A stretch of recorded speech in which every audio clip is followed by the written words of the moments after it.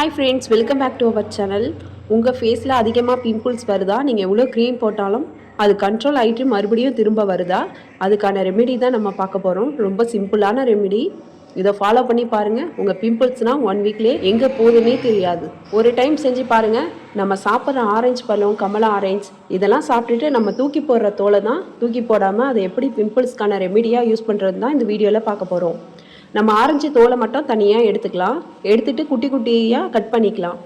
நம்ம பெருசாகவே வச்சு காய வைக்கலாம். அந்த மாதிரி வச்சா காயறதுக்கு லேட் ஆகும். இந்த மாதிரி குட்டி குட்டியாக நம்ம கட் பண்ணி காய வச்சோன்னா சீக்கிரமாக காஞ்சிரும்.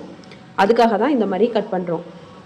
இதை கமலா ஆரஞ்சு, குட்டி ஆரஞ்சாக இருக்கும் கமலா ஆரஞ்சு, அந்த தோலுலேயும் செய்யலாம், பெரிய ஆரஞ்சுலேயும் நம்ம செய்யலாம். இதை நம்ம குட்டி குட்டியாக கட் பண்ணி எடுத்துக்கலாம். உள்ள அந்த நார் மாதிரி உள்ளதெல்லாம் நம்ம எடுத்துடலாம். ஒரே நாள்லேயே எல்லா ஆரஞ்சையும் சாப்பிட்டு தோல் எடுக்கணும்னு இல்லை. நம்ம 2-3 நாள் கொஞ்சம் கொஞ்சமாக ஆரஞ்சை சாப்பிட்டு தோலெல்லாம் சேர்த்துட்டு அதுக்கப்புறம் இதை செய்யலாம். வெறும்னே அந்த தோலை மட்டும் சுத்தமாக எடுத்துகிட்டு கழுவெல்லாம் தேவையில்லை. நம்ம ஏற்கனவே ஆரஞ்சு உரிக்கிறதுக்கு முன்னாடியே கழுவியிருப்போம். அதுக்கப்புறம் ஆரஞ்சு பழம் சாப்பிட்டதுக்கு அப்புறமா அந்த தோலை கட் பண்ணி எடுத்துருக்கோம். இதுக்கப்புறம் நம்ம கழுவல. இதை நம்ம வெயிலில் 2 நாளைக்கு காய வைக்க போகிறோம். காய வச்சதுக்கப்புறமா இந்த மாதிரி நல்ல பொறப்பாக காஞ்சிருக்கணும்.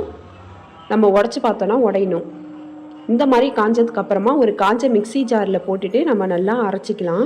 அரைச்ச பவுடரோட நம்ம வாட்டர் மிக்ஸ் பண்ணி நம்ம ஃபேஸில் எங்கெல்லாம் பிம்பிள் இருக்கோ அங்கே நல்லா மசாஜ் பண்ணிவிட்டு 10 நிமிஷம் கழித்து நம்ம வாஷ் பண்ணிடலாம். இப்போ அரைச்சாச்சு. கலரை பாருங்கள் எவ்வளோ பியூட்டிஃபுல்லாக இருக்குன்னு. நல்ல சாமந்தி பூ கலரில் இருக்கும். நம்ம கொஞ்சம் குறப்பாகவே அரைச்சிக்கலாம். ரொம்ப நைஸாக அரைக்க வேணாம்.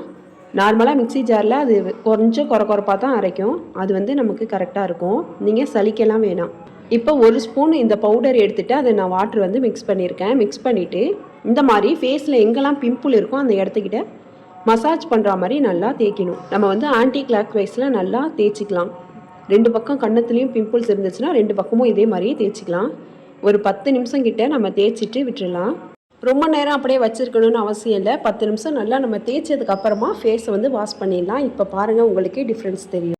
ஸ்கின்னு நல்லா க்ளோயிங்காக இருக்கும்.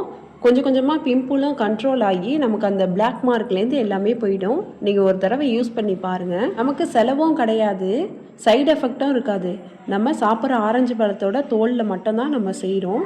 நமக்கு ஸ்கின்னில் நல்லா க்ளோயிங் தெரியும். ட்ரை பண்ணி பார்த்துட்டு கமெண்ட்டில் சொல்லுங்கள். தேங்க்ஸ் ஃபார் வாட்சிங்.